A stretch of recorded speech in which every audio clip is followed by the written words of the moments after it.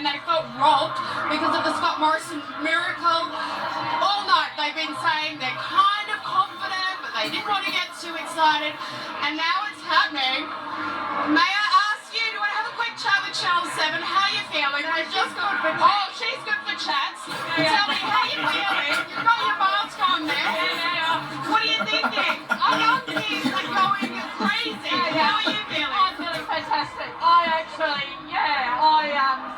remember the 1972 election in Newcastle, and when Whitlam won, and I was 19, and this is a really extraordinary event for us. It is extraordinary. I mean, just hear it. It's a local member. It's your local member. He's been your local member for 20 years. He's a bit of a slow burn, I think. He's been holding that a while. Guys, what can I say? He's a humble person. Exactly. I'm not sure how much you heard of that. I didn't hear a lot of it. The crowd is going mental, as you'd expect. A few elbow beers may have been consumed. Just the odd one. Just a couple, and fair enough too. Yeah. As they should be.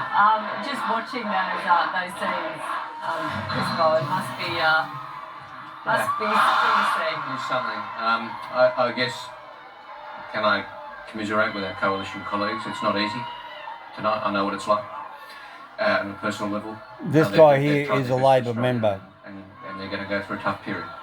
So He was a former to the coalition treasurer. colleagues who are here, to those coalition members who lost their seats, and send our commiserations and thanks for their service to the country.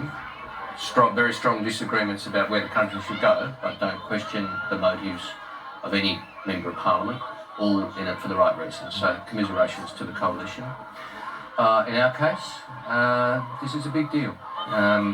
The party will form government after this election. Thank you, Mark Riley.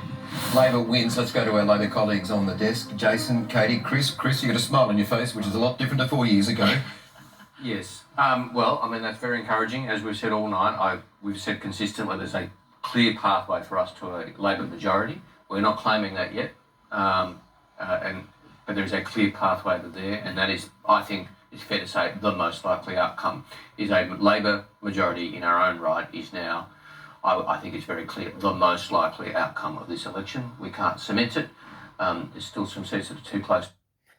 Basically, what Chris is saying is that years ago, when he was in the elections, Scott Morrison's Liberal government, they cheated and they formed a government illegally somewhere or another. And when they realised that Labor had been cheated out of it, there's nothing there that they could do because they'd already been sworn in. So now this is a double victory because now it's shoved it back in Scott Morrison's face that he's a crook and a crony.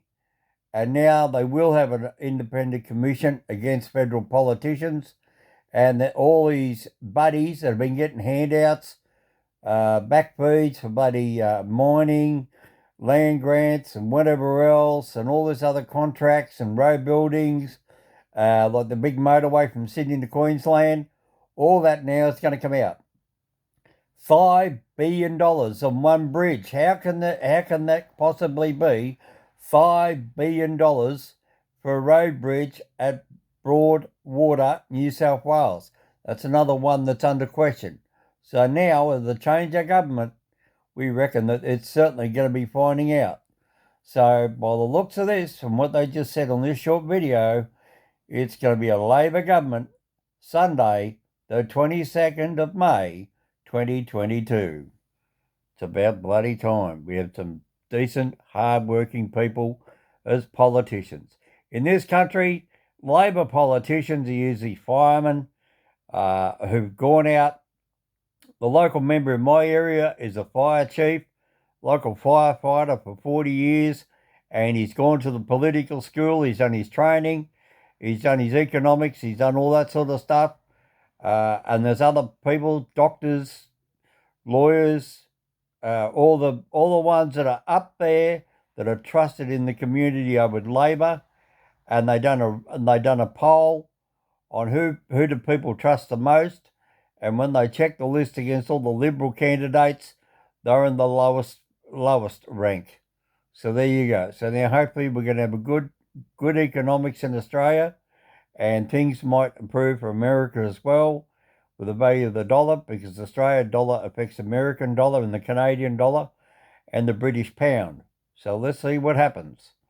Okay, for me, Mr. Hominoid, let's just say we've got a new Prime Minister, and his name is, well, we call him Albo, but it's Albert the Honourable Albert Albanese, AA, Albo. That's his nickname, Albo.